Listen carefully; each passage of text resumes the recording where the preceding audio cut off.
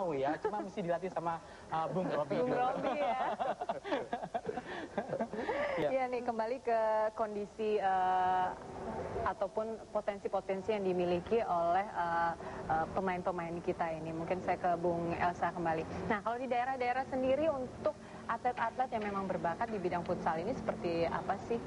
Sudah cukupkah kemudian? Ya, sebenarnya kalau potensi dan sumber dayanya cukup ya. Karena futsal itu kan sekarang mungkin jadi primadona ya. Tidak hanya di kota, dimanapun orang sekarang suka futsal gitu. Mungkin karena prestasi sepak bola tidak menjanjikan, kemudian lapangan bola juga makin sulit didapatkan. Di Jakarta mungkin kita bisa berhitung ya, lapangan bola sekarang jumlahnya bisa dihitung dengan jari. Tapi kalau lapangan futsal itu ratusan.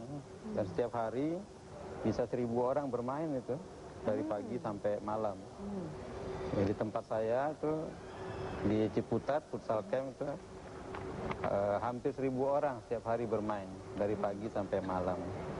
Tapi yang diperlukan mungkin adalah bagaimana menata futsal ini dari tingkat atas ya di PSSI, karena PSSI yang menentukan bagaimana kompetisinya, bagaimana sistem pembinaannya, dan yang terutama adalah saya kira kompetisinya yang perlu dibenahi. Karena sekarang itu seperti yang tadi saya katakan ya, kompetisinya itu dikelola apa adanya ya. Buktinya yang ikut dalam liga itu hanya 8 klub dari sekian 100 pemilik klub ya. 8 klub itu pun sebagian juga itu klub yang dananya dibiayai oleh APBD. Jadi bukan oleh orang yang rela mengeluarkan futsal gitu. Sama penyakitnya dengan klub-klub liga di PSSI ya.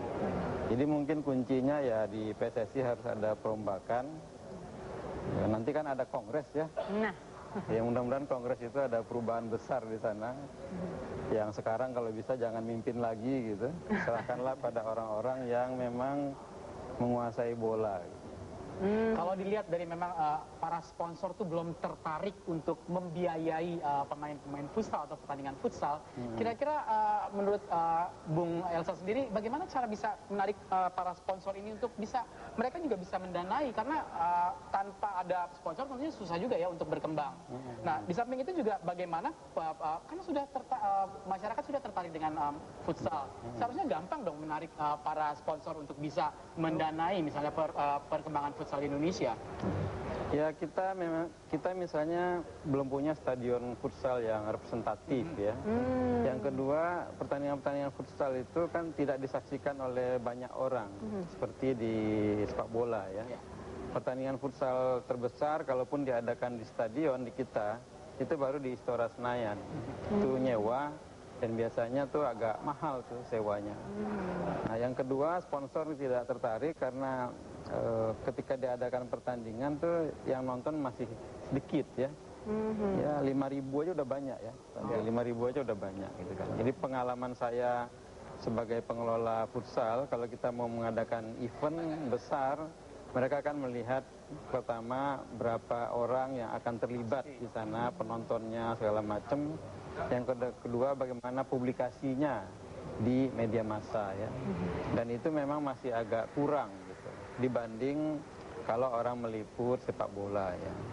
Tapi saya yakin dalam jangka waktu yang tidak lama lagi futsal ini akan jadi olahraga yang prestisius ya.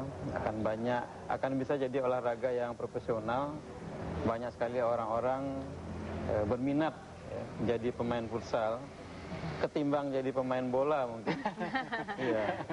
Karena sekarang ribuan di mana-mana gitu, dan bola kan makin sedikit peminatnya. Orang lebih suka bola tuh nonton liga aja. nah mudah-mudahan nanti juga Bung Rudi Hartono juga tidak pusing-pusing lagi ya mencari siapa yang Bung Robi. Oh aduh, kenapa Bung Rudi Hartono ya? Gak apa-apa. Saya kenapa